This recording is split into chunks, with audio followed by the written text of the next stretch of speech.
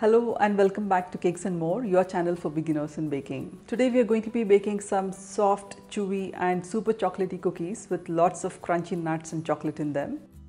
Laura Brody calls these as chocolate phantoms as they tend to disappear fast. If you love nuts and chocolate, you must surely try these cookies and see for yourself how fast these disappear.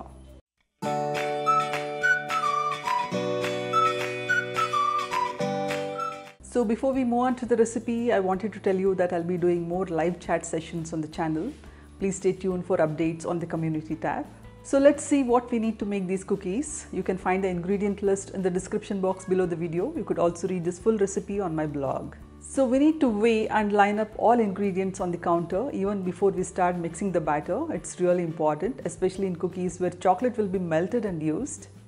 We need some toasted macadamia nuts. These taste really good. You could also try using some hazelnuts, almonds or even cashew nuts. We have some dark chocolate here, finely chopped. This will help melt the chocolate faster. There's some soft unsalted butter. There's some all-purpose flour or maida. We have some eggs. We have some baking powder. There's some caster sugar. I have some vanilla. And I have some more dark chocolate here, chopped up. You could also use chocolate chips. These will be stirred into the cookie batter later. I have this cookie sheet here lined with baking parchment. This recipe makes lots of cookies, so have another tray ready and some more pieces of baking parchment ready. This is important. My oven is preheated to 180 degrees centigrade. We will whisk together the flour and the baking powder and we'll keep this aside. There's very little flour in this recipe, just enough to hold the chocolate and the nuts together. We need to melt the chocolate and the butter together. If you would be melting chocolate for the first time, please do watch my video how to melt chocolate. So we'll place the saucepan with the chocolate and butter directly in this pan with some barely simmering water. The chocolate and butter has now melted. We'll keep this aside. If it is hot, let it cool slightly. And in this mixing bowl here, we'll take the eggs, the sugar and the vanilla and we'll whisk all of this together. We just need to blend these and then we'll whisk in the melted chocolate and then the flour mixture. And then lastly the chocolate chips and the nuts.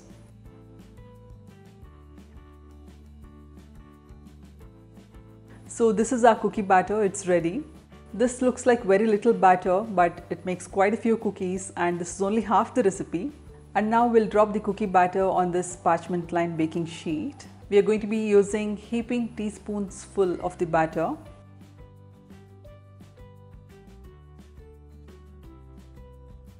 We need to leave about 1.5 inches space in between these cookies. And now this goes into the oven. And we'll drop the rest of the batter on the parchment pieces and keep them ready to bake.